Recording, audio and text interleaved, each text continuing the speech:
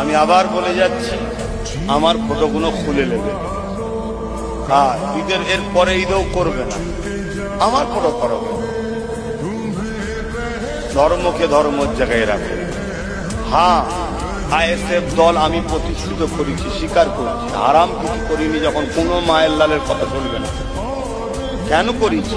এই জুলুম, অন্যায়, অত্যাচারের বিরুদ্ধে একটা রুকার মতো লোক দরকার। কিন্তু আমি অন্য সাইডে আছি। হ্যাঁ, আমার ভাইকে আমি সাপোর্ট করবো না তো কাকে সাপোর্ট করবো?